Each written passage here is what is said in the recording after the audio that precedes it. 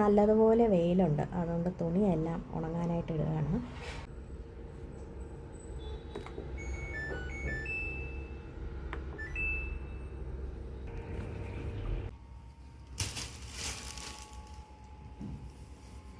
കുറച്ച് പച്ചക്കറി വാങ്ങിയിട്ടുണ്ട്. മല്ലിയില, കറിവേപ്പില. മല്ലിയിലയും കറിവേപ്പിലയും കൂടെ 25 രൂപയാണ്. ഇത്രയും മല്ലിയിലയും കറിവേപ്പിലയും. പിന്നെ വാങ്ങിച്ചത് നമ്മുടെ നാട്ടിലെ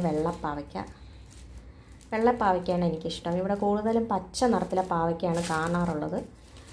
അതുകൊണ്ട് തന്നെ വെള്ളപ്പാവയ്ക്ക കണ്ടാൽ അപ്പം തന്നെ മേടിക്കും. പിന്നെ ഒരു ബ്രൊക്കോളി. ഇപ്പോൾ ബ്രൊക്കോളിയുടെ സീസണാണ്, അതുകൊണ്ട് ചെറിയൊരു ബ്രൊക്കോളി മേടിച്ചു.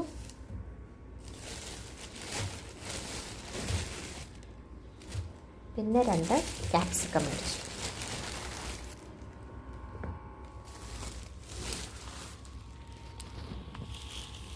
ഫ്രൈഡ് റൈസോ എന്തെങ്കിലും ഉണ്ടാക്കുകയാണെങ്കിൽ ക്യാപ്സിക്കം ഉപയോഗിക്കാമല്ലോ, അതുകൊണ്ട് കുറച്ച് ക്യാപ്സിക്കം മേടിച്ചിട്ടുണ്ട്. ഇത്രയാണ് ഇന്ന് മേടിച്ചത്. ക്യാപ്സിക്കത്തിൻ്റെയും ബ്രൊക്കോളിയുടെയും അതുപോലെ പാവയ്ക്കയുടെയും തനിയുള്ള വില എത്രയാണെന്ന് അറിയില്ല. ഈ 3 എണ്ണത്തിനും കൂടെ 76 രൂപയാണ് ആയത്. ഇതുപോലത്തെ ബ്രൂവിൻ്റെ പാക്കറ്റ്സ് വാങ്ങിച്ചായിരുന്നു. 2 രൂപയുടെ പാക്കറ്റാണ് കേട്ടോ. 50 രൂപയ്ക്കാണ് മേടിച്ചത്. അപ്പോൾ 25 എണ്ണം കാണുമായിരിക്കും. ബോട്ടിലൊക്കെ വരുന്ന കോഫി പൗഡറിനെ കാട്ടി ഞാൻ എപ്പോഴും ഇതുപോലത്തെ പാക്കറ്റ്സിലെയാണ് ഉപയോഗിക്കാറുള്ളത്. ബോട്ടിലത് എപ്പോഴും തുറന്നു കഴിഞ്ഞാൽ പെട്ടെന്ന് തന്നെ ഉപയോഗിച്ച് തീർത്തില്ലെങ്കിൽ അത് പെട്ടെന്ന് കട്ട പിടിക്കുന്നതായിട്ട് തോന്നിയിട്ടുണ്ട്.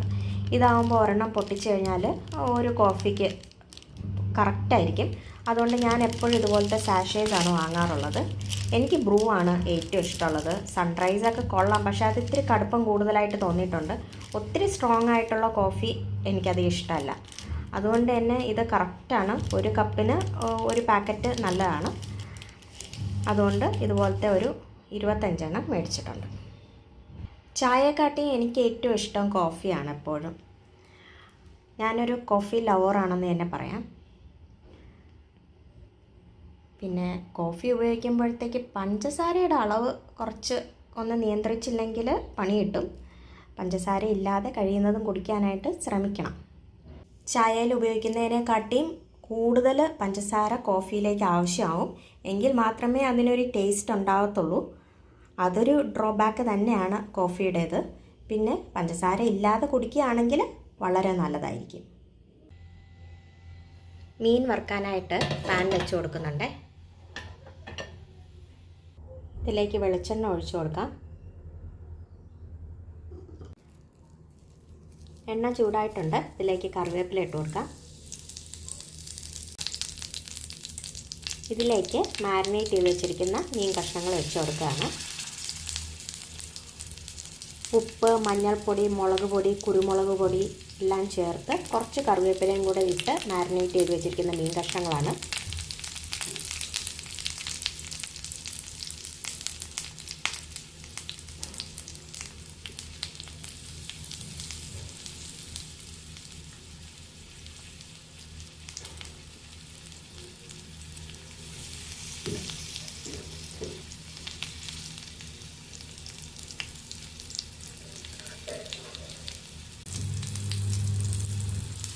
ആദ്യം തന്നെ ഞാൻ ഒത്തിരി എണ്ണ ഇതിലേക്ക് ഒഴിക്കാറില്ല.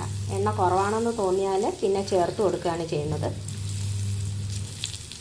എല്ലാവർക്കും നല്ലതുപോലെ ചൂടുള്ള വറുത്ത മീൻ കഷ്ണം കഴിക്കാനാണ് ഇഷ്ടം. അതുകൊണ്ട് തന്നെ ആവശ്യത്തിനനുസരിച്ച് വറുക്കുക മാത്രമേ ചെയ്യത്തുള്ളൂ. ഒത്തിരി വറുത്ത് വെക്കാറില്ല. എണ്ണ കുറവാണ്, അതുകൊണ്ട് കുറച്ച് എണ്ണയും കൂടെ ഒഴിച്ചു കൊടുക്കുന്നുണ്ട്.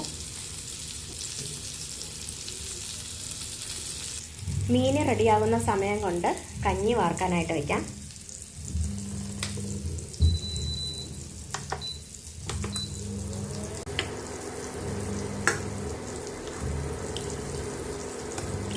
കുറച്ച് വെള്ളം കുറവായിട്ട് തോന്നുന്നുണ്ട്, അതുകൊണ്ട് ഒരല്പം കൂടെ വെള്ളം ഒഴിച്ചു കൊടുക്കാം. നന്നായി തിളച്ച് വരട്ടെ.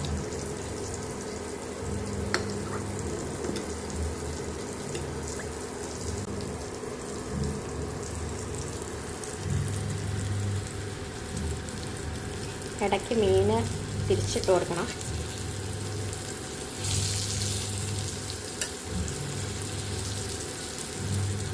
ദശക്കട്ടിയുള്ള മീനായതുകൊണ്ട് തന്നെ കുറച്ച് സമയം എടുക്കും നന്നായിട്ട് വറുത്ത് കിട്ടാനായിട്ട്.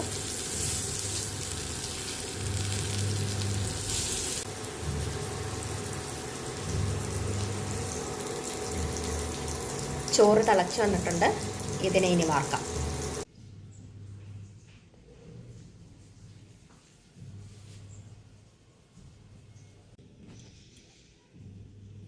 മീൻ ഏകദേശം നന്നായിട്ട് മൂത്ത് വന്നിട്ടുണ്ട്. ഇത് മതിയാവും. എണ്ണയുള്ള ഭാഗത്ത് നിന്ന് അങ്ങോട്ട് നീക്കി വയ്ക്കാം. ഫ്ലെയിം ഓഫ് ചെയ്യും. പാനിലെ ചൂടൊക്കെ കുറഞ്ഞിട്ടുണ്ട്. ഇനി മീൻ കഷ്ണങ്ങൾ മറ്റൊരു പാത്രത്തിലേക്ക് മാറ്റി വയ്ക്കാം.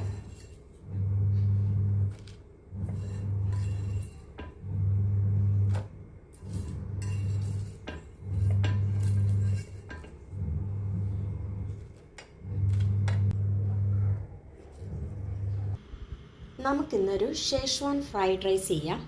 ഫ്ലെയിം ഓൺ ചെയ്തിട്ടുണ്ട്. അതിലേക്ക് അടി കട്ടിയുള്ള നല്ലൊരു ഹെവി ബോട്ടം പാൻ വെച്ച് കൊടുക്കാം.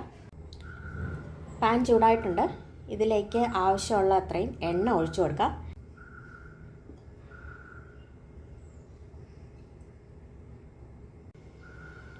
ഫ്രൈഡ് റൈസ് ഉണ്ടാക്കാൻ തുടങ്ങുന്നതിന് മുമ്പ് തന്നെ വെജിറ്റബിൾസ് എല്ലാം കട്ട് ചെയ്ത് റെഡിയാക്കി വെക്കണം. ഇതിപ്പോൾ കുറച്ച് ഗ്രീൻ പീസാണ്, ഫ്രോസൺ പീസാണ്. ഫ്ലെയിം ഹൈയിലേക്ക് ഇട്ട് കൊടുക്കുക. എണ്ണ നല്ലതുപോലെ ചൂടായി കഴിഞ്ഞാൽ ഇതിലേക്ക് വെജിറ്റബിൾസ് ഇട്ട് കൊടുക്കാം. ബീൻസ്, ഗ്രീൻ പീസ്,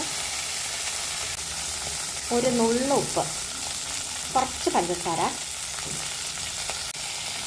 ഇളക്കി കൊടുക്കാം. ഇതിലേക്ക് ക്യാരറ്റ് ചേർത്ത് കൊടുക്കാം. അടുത്തതായി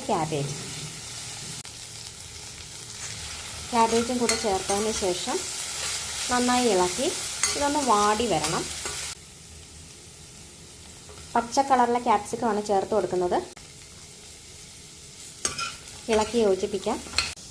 ഇനി ഇതിലേക്ക് ചേർത്ത് കൊടുക്കുന്നത് ഷേഷ്വാൻ ഫ്രൈഡ് റൈസ് മസാലയാണ്. ഒത്തിരി വേണ്ട, ഒരു 1/4 ടീസ്പൂൺ ചേർത്ത് കൊടുത്താൽ മതിയാവും. മസാല വെജിറ്റബിൾസിൻ്റെ കൂടെ ചേർത്ത് ഒന്ന് ഇളക്കിയെടുക്കണം. ഞാനിവിടെ വൈറ്റ് റൈസ് വേവിച്ച് വെച്ചിട്ടുണ്ട്. ഇത് ബസ്മതി റൈസാണ്.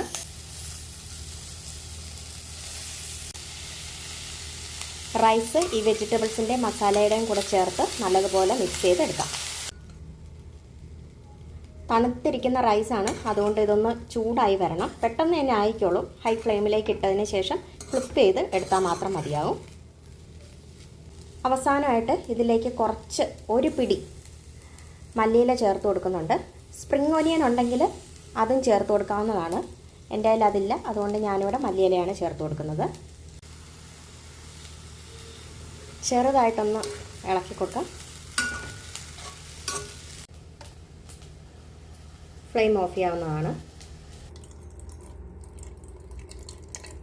ചായ ഇടാം. ബഫല്ലോ മിൽക്കാണ് ഉപയോഗിക്കുന്നത്. പണിയെല്ലാം കഴിഞ്ഞതിന് ശേഷം ഒരു ചായ ഇടാമെന്ന് വിചാരിച്ചു.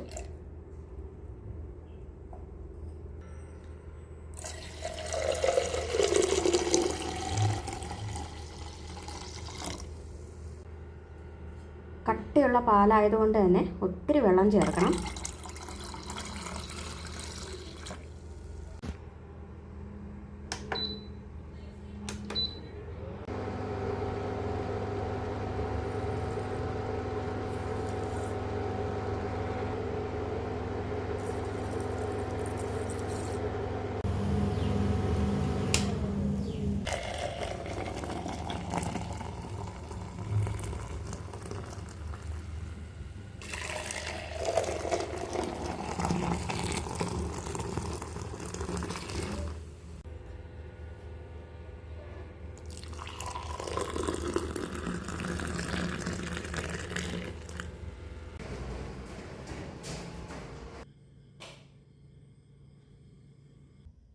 സമയം രാത്രി 10:30 കഴിഞ്ഞിട്ടുണ്ട്. ഉറങ്ങാനുള്ള സമയമായിട്ടുണ്ട്. അപ്പോൾ നാളെ കാണാം. Good night.